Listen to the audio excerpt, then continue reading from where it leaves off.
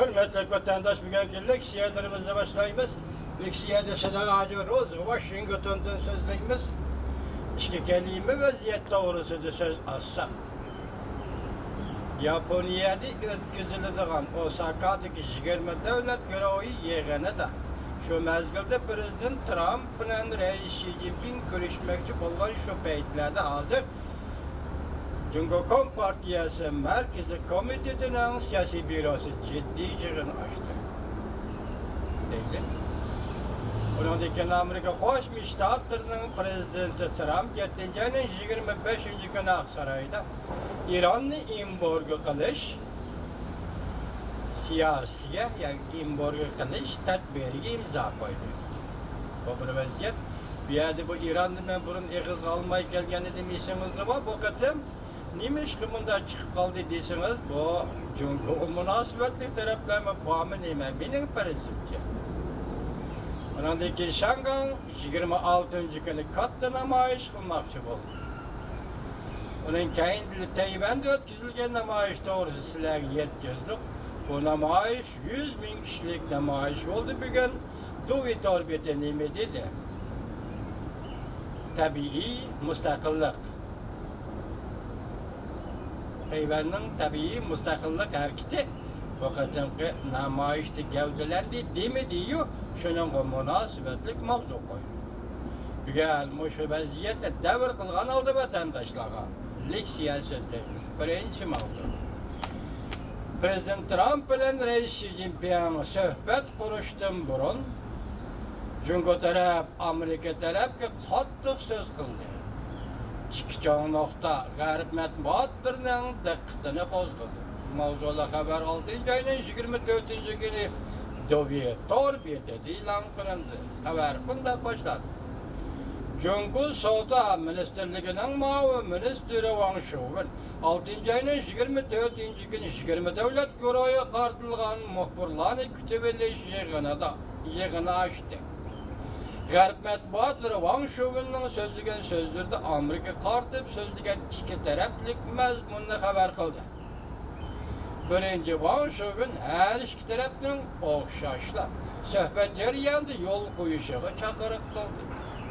Ikkinchi, Amerika Qo'shma Shtatlarining Jumhuriyet shirkatlariga odil muomala qilishini talab qildi. Reuters bunday xabar qildi. Muavin ministri Wang Shouwen Amerika Cumhuriyet savdo suhbatida ikki tarafning o'xshashli yo'l qo'yishini talab qildi. Amerika Cumhuriyet savdo suhbat ko'maklari suhbatni davomlashtiryapti dedi Wang Shouwen, muavin ministr. Muavin ministr Wang Shouwen muxbirlarni kutib olish yig'inida mundaq dedi. Savdoning muavin ministri. Cumhuriyetning prinsipi intayin aniq. Yani o'zaro hurmat qilish, o'zaro manfaat yetkazish, olg'a ilgirlash mundaq dedi. O'zaro hurmat qilish degan so'zning ma'nosi bir taraf yana bir tarafning egilik huquqini hurmat qilish deganlikdir. Diqqat qiling.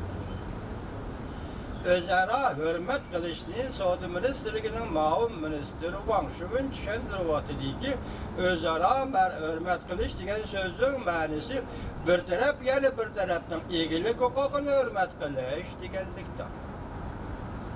Eğer meselesi bunun tashqi ishlar ministri so'zlaydigan ishga bugun Savdo ministerimiz so'zlaydigan bo'lib qoldi vatandosh. Muxbir Prezident Trump bilan Xi Jinping suhbatlashganda kelishim hosil qilish uchun qaysi konkret sohalarda yo'l qo'ydi deb savol qo'yganda muavin ministri Wang Shouwen javob berishni rad qildi. O'z ikkinchi nuqtada Wang Shouwen Amerika Qo'shma Shtatlarining Cumhuriyet shirkatlariga barobar muomala qilishni talab qildi. Washington Şangan meselesi savdo suhbatiga bog'lab so'zlashmoqchi bo'lib o'tirdi. Beijing 20 davlat yig'inida Şangan to'g'risida suhbatlashmaymiz deb ogohlantirish berdi. Mavzuda xabar 6-oyning 24-kuni Dovitor betida e'lon qilindi. Xabar bunday boshlandi. Muhbirlarni kutib olish yig'inda Savdo ministrligining muavin ministri Wang Shubin, Tashqi ishlar ministrligining yordamchi ministri Jan Dulla qatnashdi. Çünkü Amerika savdo sohbati to'g'risida muavin ministr Wang Shubinning yuqorida ko'z tushirgan so'zini ko'rib etdik. Men iqtisodiy majbur. İkinci qatımlıq söhbət, 11-ci qatımlıq söhbətdə keçirilən. Çünki Amerika iki dövlətdən əqli mülk sahəsində ortaq tunuşqa gələn idi. İki dövlət əqli mülk sahəsində ortaq tunuşqa gələn. Lakin çoğ məsələ boyunca toxtab qalğan idi. Yəni çünki Amerikanın tamoyda becini əməldən qaldırışını tələb qılardı. İkinci çünki sətib ediş miqdarı əməliyyatga uyğun buluşunu tələb qılardı.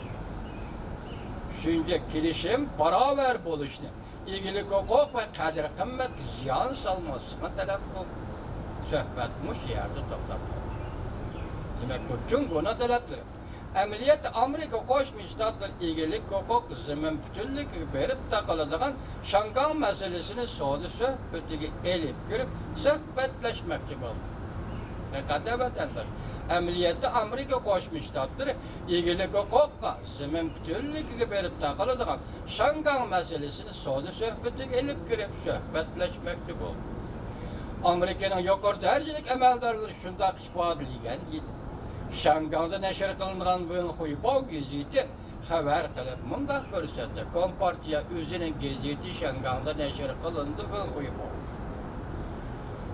20 devlet guruhu yığınıda Şangan meselesi muhakeme kılınmaydı. Şundaqlı 20 devlet yığını qatnaşqan 20 devletin Şangan meselesini muhakeme kılışığı mı yol koyulmaydı ki? Demek 20 devlet yığınıda Şangan meselesini muhakeme kılışığı mı yol koymaydı iken Cumhur. Bu yardımcı minister mundaq dedi. Qochqullar qonuni cemiyet adaletini qo'llaydi. Mesela Şangan'da namoyishchilar qarshi turgan qonun laqlavatidi. Qochqullar qonuni cemiyet adaletini qo'llaydi.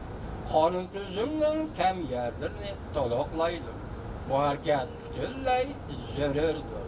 Merkezi hükümet Şangan hükümeti qo'llangan tadbirlarni qo'llaydi. Demek merkez bunda isbot bildiryapti. Şangan'da 6. ayın 26. gün namoyish qilamiz deyapti. Ko'rib turing.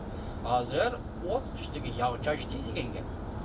Cumhur'un Tashqi ishlar ministrligi bakatım, muhbirlarni kutib olish yig'inida ot üstüge yağçaş değil genge.